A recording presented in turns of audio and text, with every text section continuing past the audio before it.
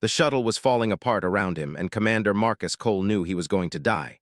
Fire filled the cockpit. Warning alarms screamed in his ears. Through the cracked window, he could see the purple forests of Velenthar Prime rushing up to meet him. This was not how he had planned his first diplomatic mission to end. 3 minutes ago, everything had been fine. His small crew of 5 had been preparing for a peaceful landing. Then the missiles came out of nowhere. Someone on this planet did not want humans visiting. "Everyone to the escape pods," Marcus shouted over the noise. "Now." He pushed Chen toward the pods. "Then go, all of you, that's an order." When Marcus opened his eyes, he was lying in dirt. His body screamed with pain. Blood dripped from a wound on his head, but he was alive. Somehow, impossibly, he was alive. He tried to stand but fell immediately. His left leg was broken. Around him, the remains of his shuttle burned and smoked. The purple trees of this alien world surrounded him like silent witnesses. Then he heard them coming. The Velenthari soldiers emerged from the forest like ghosts. They were tall, nearly 7 feet, with bodies that reminded Marcus of insects from Earth. Hard shells covered their forms. 4 arms extended from their torsos. Their heads held large, compound eyes that reflected the firelight in 1,000 tiny mirrors. Marcus had studied their species before this mission. The Velenthari Dominion controlled 40 star systems. They were known throughout the galaxy as cold, logical, and completely without mercy. Their hive queen had ended entire civilizations with a single command. No species had ever successfully negotiated peace with them, and now Marcus was their prisoner. The soldiers surrounded him. One of them spoke in a clicking, buzzing language. A device on Marcus's belt translated the words. "The human survives, take it to the queen. She will decide its fate." When he finally awoke fully, he found himself being dragged through a massive palace of black stone. The walls were carved with images of conquest and victory. Thousands of Velenthari watched him pass, their compound eyes cold and curious. Finally, they reached the throne room. It was enormous. The ceiling rose so high it disappeared into darkness. Pillars of polished obsidian lined the path to the throne. And there, sitting upon a seat made of what looked like crystallized starlight, was Queen Salithkara. She was different from her soldiers. Where they were rough and angular, she was elegant. Her shell had a deep blue shine, like an ocean under moonlight. Her forearms were slender and graceful. A crown of living light floated above her head. But her eyes, those compound eyes that held 1,000 tiny lenses, were just as cold as any of her warriors. The soldiers threw Marcus onto the floor before her. "A human," the queen said. Her voice was strange, like many voices speaking in harmony. "We destroyed your vessel. How do you still breathe?" His broken leg sent fire through his body, but he forced himself to look up at her. "Humans are difficult to kill, Your Majesty. We tend to survive when we shouldn't. I came to talk about peace between our peoples. Do you think us foolish?" Of all the questions he had expected, this was not one. "There weren't enough pods for everyone. I'm the commander. My crew comes first. For individuals with less value than yourself." A real, genuine laugh that echoed through the silent throne room. Every Velenthari froze. The soldiers reached for their weapons. The advisors stepped back in alarm. Even the queen's composure cracked, her eyes widening with what might have been shock. "What is that sound?" she demanded. "Are you malfunctioning?" "That was laughter. I'm not laughing at you. I'm laughing because I'm relieved. My crew escaped. They're safe. Everything else, my leg, my capture, my death, none of it matters. The people I swore to protect are alive. That makes me happy." "Happy," she finally repeated. "You face execution and you feel happy." Finally, the queen raised one elegant hand. The throne room fell silent. "You will not be executed," she announced. "Not yet. You are too. Interesting. I declare this human a subject of study. He will remain in the palace under guard. I wish to understand this defect in his species." As they dragged Marcus away to his new prison, the queen watched him go. She told herself that her decision was purely logical. The human was an anomaly. Studying him could reveal weaknesses in his species. But as Marcus disappeared from view, Salithkara placed one hand over her chest where her primary heart beat. There was a strange flutter there, a warmth she had never felt before. It was merely a biological malfunction, she decided. Nothing more. She was absolutely certain of that. 3 weeks had passed since Marcus Cole became a prisoner of the Velenthari Dominion. But his prison was unlike anything he had expected. His quarters were large and comfortable. A soft bed replaced the cold cell floor he had imagined.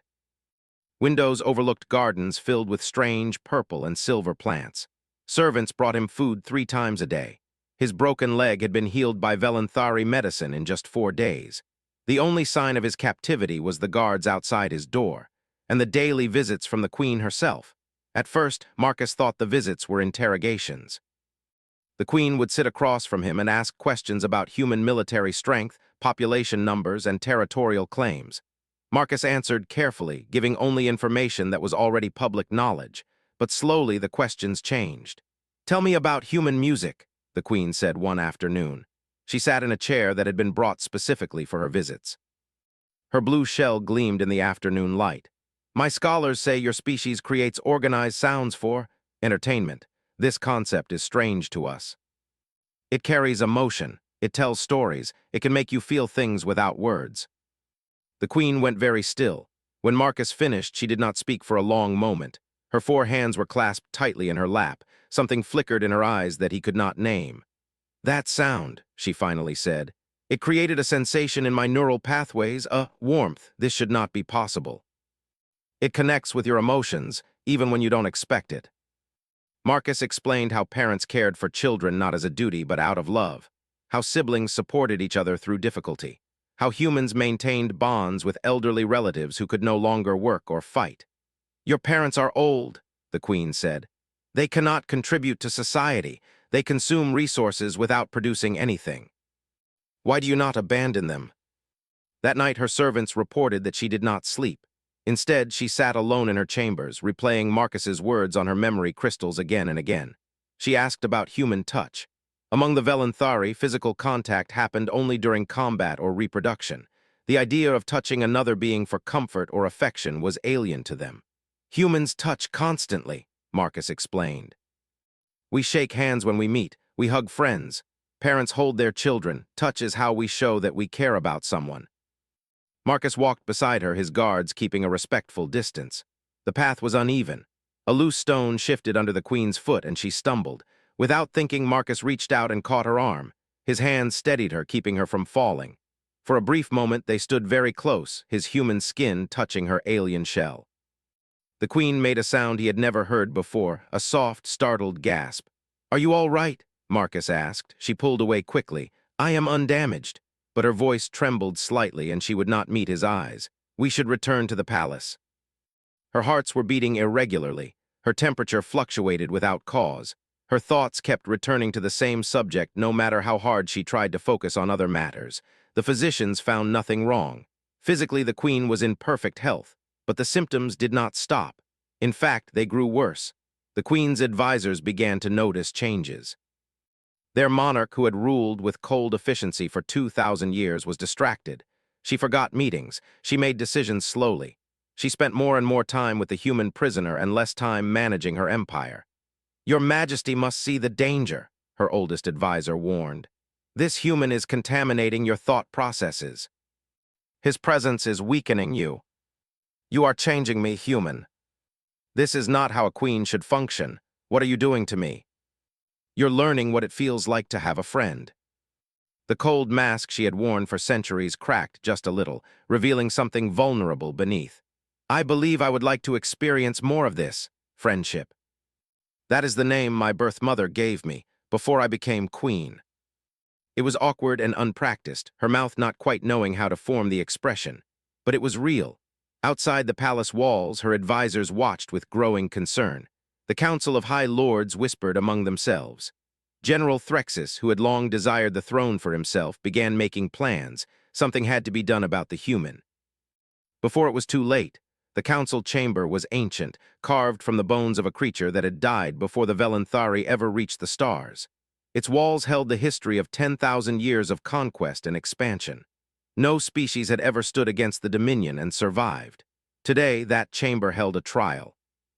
General Threxus stood at the center of the floor, his scarred shell gleaming under the cold lights. He was old for a Velanthari warrior, nearly 3,000 years, and his body showed the marks of countless battles. 3 of his 4 arms had been replaced with mechanical limbs. One of his compound eyes was artificial, but his voice was strong as he addressed the assembled High Lords. "For 40 days our queen has neglected her duties," Threxus declared. "Trade agreements sit unsigned. Military decisions go unmade. Colony worlds send messages that receive no reply. And why? Because of a single human prisoner. The alien has corrupted our monarch, Threxus continued. He has infected her mind with emotional weakness. She smiles, she laughs, she speaks of friendship and feelings. These are diseases of lesser species. They have no place in the Hive Queen's court. Her face revealed nothing, but her hands gripped the arms of her seat with terrible force. I call for the crucible of judgment, Threxus announced. Let the human prove his worth in our most ancient trial. If he survives, perhaps he deserves the Queen's attention. If he dies, as he certainly will, we will be rid of this contamination forever. Some high lords supported the general. Others hesitated, uncertain if such an extreme measure was necessary, but none of them defended the human. Finally, an ancient lord raised his staff for silence. The crucible is our oldest law. If General Threxus invokes it, the council must approve. Let us vote. The count was close, but in the end, the result was clear. The crucible of judgment was approved. Salith Kara felt something she had not experienced in 2,000 years, helplessness. The laws of her people bound her as tightly as any chain. She could not stop this. That night, she went to Marcus's quarters. The guards outside stepped aside without question. They had learned not to interfere with the Queen's visits. Marcus was reading when she entered. He looked up with a smile that faded quickly when he saw her expression. "What's wrong?" "The council has ordered a trial," she finally said. "You are to face the crucible of judgment. No human could possibly survive it. For cowardice, if you defy your own laws for me, you'll lose everything. Your throne, your people's respect, maybe your life. I can't let you do that. Because somewhere along the way, you stopped being my captor. You became my friend. And humans don't let their friends destroy themselves, not for us, not for anything." "I do not want you to die," she whispered. "I do not want to lose this feeling you have given me. They're what make life worth living." Finally, Salith pulled away. "I must go," she said. "The trial begins at dawn. I will be there. I will watch every moment, and if there is any opportunity, any chance to save you, I will take it. I believe there is another word, isn't there? Something stronger, something more." Somewhere out there, Earth continued spinning. His family lived their lives, not knowing that their son would face death in a few short hours. He thought about his crew, the ones he had saved by staying on the burning shuttle. Had they made it home? Were they safe? He hoped so. That was why he had sacrificed himself in the first place, and now he might sacrifice himself again. But this time it wasn't for crew members or mission objectives. It was for a queen who had learned to smile. It was for a friend who was discovering her heart. When dawn came, the guards arrived to escort him to the arena. Marcus stood, straightened his clothes, and took a deep breath. "All right," he said quietly to himself. "Let's show them what humans are made of." The crucible waited, death waited, but so did something else, something that neither the High Lords nor General Threxus could have predicted. Hope. Because Marcus Cole had survived crash landings and capture and weeks of imprisonment. He had faced a queen known for her cruelty and found a friend. He had looked death in the face before, and every time, against all logic, he had found a way through. He intended to do it again. The arena was older than the palace, older than the capital city itself. It had been carved into the side of a mountain when the Velenthari were still a young species, before they had discovered space travel or built their empire. The stone walls had witnessed 10,000 trials, and they were stained dark with the blood of countless failures. Today, 50,000 Velenthari filled the seats. Their compound eyes glittered in the morning light like fields of jewels. Silence hung over the crowd, unusual for such events, but the presence of a human challenger had created an atmosphere of tense curiosity. High above, in the royal viewing platform, Queen Salith Kara sat upon her throne. Her face was a mask of cold authority. Only those who knew her well might have noticed how her hands gripped the armrests, or how her eyes never left the arena floor. General Threxus stood nearby, his mechanical arms folded across his scarred chest. He was smiling, or at least making the Velenthari expression that passed for a smile. "Today we cleanse the court of alien contamination," he announced to the gathered lords. "The human will die, and our queen will remember her true nature." He was given nothing but his bare hands and his human will to survive. The crowd buzzed with clicking whispers. The human looked so small, so fragile. His soft skin would tear like paper. His weak bones would shatter like glass. This would not be a trial, it would be a slaughter. Marcus looked up at the royal platform. Even from this distance, he could see Salith watching him. He raised one hand in a small wave. Then the crucible began. The first obstacle was a corridor of spinning blades. Walls of razor-sharp metal rotated at incredible speeds, creating a path that seemed impossible to navigate. Marcus studied the pattern for 3 heartbeats. Then he moved. He dove, rolled, and twisted through the blades. His body moved with precision born from years of military training. Twice the metal came close enough to slice his shirt. Once a blade opened a cut on his shoulder. But he emerged from the corridor alive. The crowd's whispers grew louder. The second obstacle was a poison field. Clouds of toxic gas filled a maze of narrow passages. Marcus tore a strip from his shirt and tied it over his mouth and nose. It would not stop the poison entirely, but it might slow its effects. He ran through the maze at full speed, holding his breath as much as possible, navigating by memory and instinct. He collapsed at the exit, coughing and retching. His eyes burned. His lungs screamed, but he was alive. Now the whispers had become murmurs of disbelief. The third obstacle was a creature. The Velanthari called it a thorn beast, a massive predator with 6 legs, armor-plated skin, and jaws that could crush stone. It had been bred for one purpose, killing anything that entered its territory. Marcus had no weapon. The beast had every advantage. It charged. Marcus did not run. Instead, he ran toward the beast, sliding under its snapping jaws at the last moment. He grabbed a loose scale from its hide, dislodged by age and neglect, and tore it free. The edge was sharp as any knife. The battle lasted 10 minutes. Marcus used every trick he knew, feinting, dodging, using the arena's terrain against the creature. The beast's claws opened wounds on his arms and chest. Its tail struck him hard enough to crack ribs, but slowly, painfully, he found opportunities to strike with his improvised blade. Finally, he drove the scale into the beast's eye. It screamed and thrashed, then fell still. Marcus stood over its body, bloody and broken but breathing. He looked up at the crowd, and for the first time he saw something other than contempt in their eyes. He saw respect, but the crucible was not finished. A door opened at the far end of the arena, revealing the final challenge. Marcus squinted through swollen eyes, trying to see what new horror awaited him. Then he heard the crying. A child. A Velanthari child, barely half-grown, cowered in the center of a killing field. The arena's designers had placed it there deliberately, bait for the final challenge. And that challenge emerged from the shadows. It was called a Void Stalker, the most dangerous creature in the Velanthari's arsenal. It was twice the size of the thorn beast, with skin that seemed to absorb light itself. Its many eyes burned with predatory hunger, and its long claws dripped with venom. The rules of the crucible were clear. The exit stood behind the child. To survive, Marcus only needed to reach it. The child was irrelevant, a complication, nothing more. No challenger was expected to save it. No challenger ever had. Marcus looked at the terrified child. He looked at the monster. He looked at the exit. Then, without hesitation, he ran toward the child. The crowd gasped. Even General Threxus leaned forward, his expression confused. What was the human doing? This made no sense. This was suicide. Marcus reached the child just as the Void Stalker lunged. He grabbed the small Velanthari and threw himself to the side, taking a deep slash across his back from the creature's claws. The pain was blinding, but he did not let go. "Stay behind me," he growled at the child. "Don't run, don't move, I'll protect you." When his legs gave out, he crawled. When his arms failed, he bit and kicked.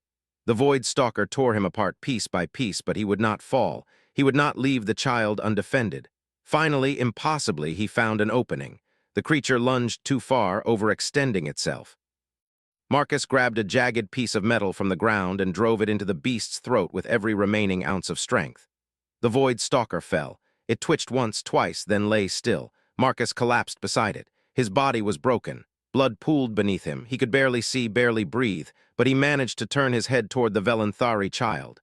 "Are you okay?" he whispered. The child stared at him. Then slowly she nodded. Marcus smiled. It was the same smile he had worn when he crashed on this planet, the smile of a man who had saved someone else, regardless of the cost. The arena was silent. 50,000 Velanthari sat frozen, unable to comprehend what they had witnessed. Then one soldier in the crowd placed his clawed hand over his heart. It was an old gesture nearly forgot, a salute reserved for heroes of legend. Another soldier did the same, then another, and another. Within moments, the entire arena had risen, hands over hearts, honoring the bleeding human who lay on the sand. General Threxus watched in horror. This was not possible. The human should have died. He should have run. He should have proven himself a coward. Instead, he had become something the Velanthari had not seen in 1,000 years. A true champion. Movement caught everyone's attention. Queen Salithkara had risen from her throne. She walked down the steps of the viewing platform, through the gates, and onto the arena floor. No monarch had done such a thing in 10,000 years. She knelt beside Marcus. Her hands trembled as she lifted his head into her lap. Tears streamed down her face, tears that should have been impossible for a Velanthari to produce. "You impossible creature," she whispered, her voice breaking.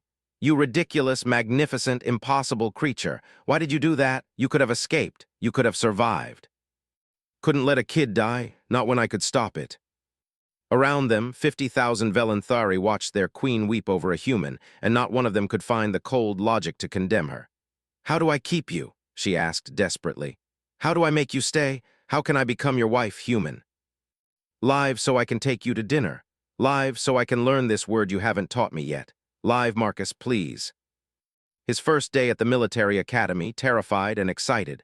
The faces of his crew smiling as they boarded the shuttle that would bring them to Velanthar Prime. He thought he was dying. He had made peace with it. But then a voice reached through the darkness. A voice like music, like harmony, like many sounds woven together. "Live, Marcus, please." When Marcus opened his eyes, he was in a room of white light. Medical equipment surrounded him, humming with alien energy. His body felt strange, distant, and numb, but without pain. A face appeared above him, blue shell, compound eyes, a mouth curved in an awkward, unpracticed smile. "You did not die," Salith said. "I commanded you to live, and you obeyed." Then softer, "I have been crying for 6 days. My physicians say I have created more tears than any Velanthari in recorded history. They want to study me." She paused. "I told them to go away." "Our medicine is advanced, but your injuries were severe." Salith's voice wavered. "I sat beside you every hour. I could not leave. I could not eat. I could not think about anything except whether your eyes would open again. You fought monsters with your bare hands. You showed my people something they had forgotten existed." She leaned into his touch.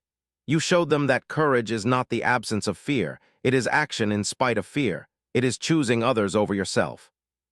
"Then perhaps my people need to become more human." The Thorn Beast had been given enhancements that were forbidden under ancient law. The entire trial had been sabotaged to ensure Marcus's death. The High Lords were furious, not because they cared about the human, at least not at first, but because Threxus had violated sacred traditions.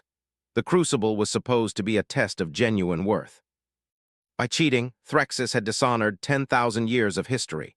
His punishment was exile to a dead moon at the edge of the Dominion. He would live out his remaining centuries alone, with nothing but his failure for company. But more important than the general's fate was the change in how the Velanthari viewed humans. The footage of Marcus's trial had spread across the entire Dominion. Billions had watched him fight. Billions had seen him risk his life for a Velanthari child he had never met. Billions had witnessed their queen weep for a creature who should have been her enemy. And slowly, carefully, opinions began to shift. The child Marcus had saved, her name was Kira, and she was the daughter of a minor lord, visited him in the medical center.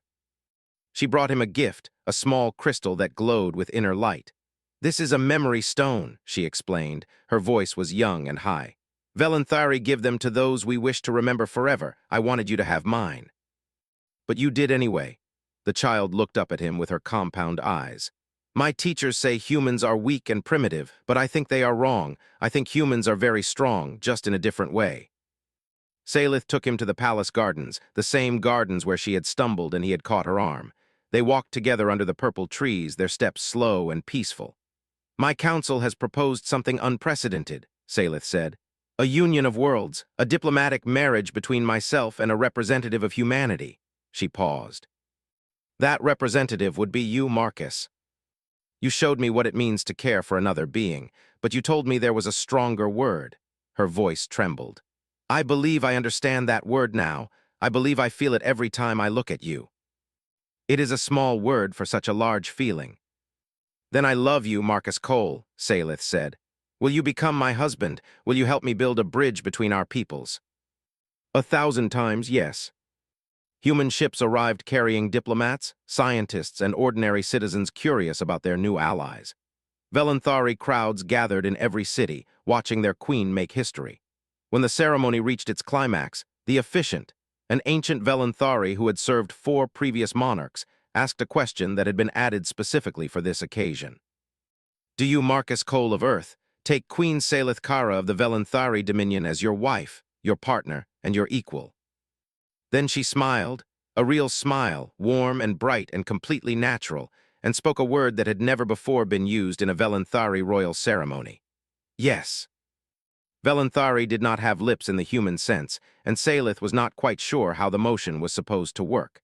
But she pressed her face to his and held him close, and the love in the gesture was unmistakable. The crowd erupted. Velanthari and humans cheered together, their voices mixing in a sound that neither species had ever heard before. In the years that followed, the Union of Worlds grew stronger, trade flourished, scientists shared knowledge, artists created works that blended both cultures. Slowly, carefully, the galaxy began to change. And when historians looked back at this moment, the moment when two species learned to see each other as friends instead of enemies, they always pointed to the same beginning. A human who crashed on an alien world and refused to stop smiling. A queen who learned to feel, a love that bridged the stars. On quiet evenings, Marcus and Salith would walk through the palace gardens together. She would tell him about the burdens of ruling an empire. He would make her laugh with silly human jokes. Sometimes they would just stand in silence, holding hands, grateful for each other's presence. "Do you ever regret it?" she asked him once. "Coming to my world, facing the trial, choosing me." Somewhere above them, the stars sparkled with the promise of a future neither species could have imagined alone. But together, there was nothing they could not face. Together, they were strong. Together, they were complete. Together, they were home.